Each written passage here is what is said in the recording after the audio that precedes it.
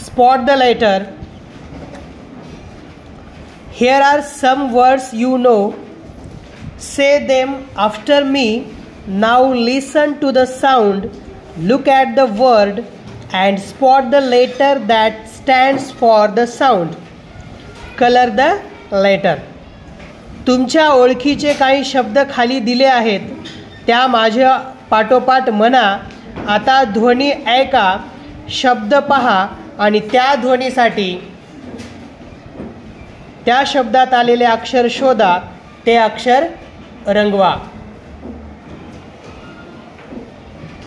बस, doctor. तर या ठिकाणी डॉक्टरमध्ये डी हा ध्वनी आलेला आहे, तर हा आपण रंगवूया.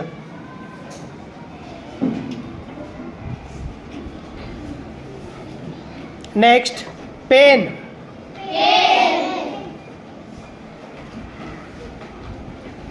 P.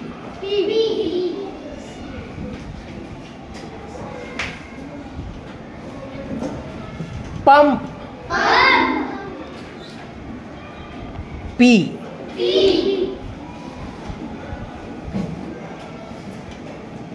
Pump, P U pump, तर या ठिकाणी P.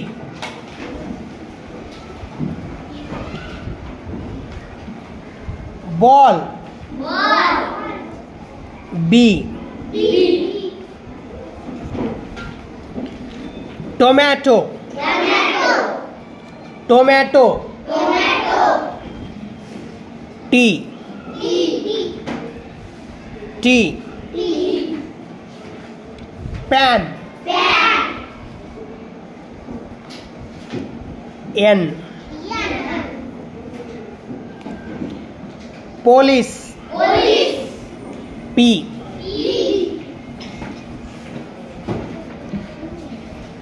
Pencil, P. Bank, B. Time, T. Table, T. Out, T. Band, बी.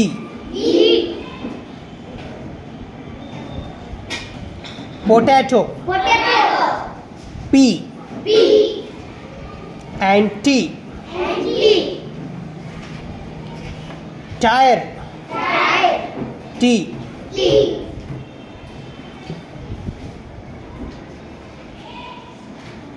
मुलांना त्यांच्या परिचयाचे इंग्रजी शब्द सांगण्यात यावे, ते फळ्यावर लिहावे.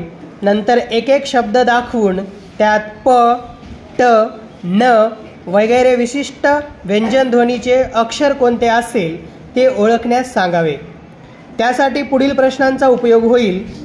विच लेटर साऊंड्स फॉर ब in this word? Show me the letter for ट. व्हेअर डू यू सी प हेअर? अक्षरे व त्यांचे ध्वनी यांची अशी सांगड घालण्यास मुलांना चालना द्यावी. शिक्षकांनी स्वतःचं उत्तर देऊ नयेत, जरूर तेथे उत्तरे दुरुस्त करावी. ही वाचन लेखनाची फक्त पूर्वतयारी आहे. या टप्प्यावर स्पेलिंग सांगणे, लिहिणे अपेक्षित नाही. थँक्यू.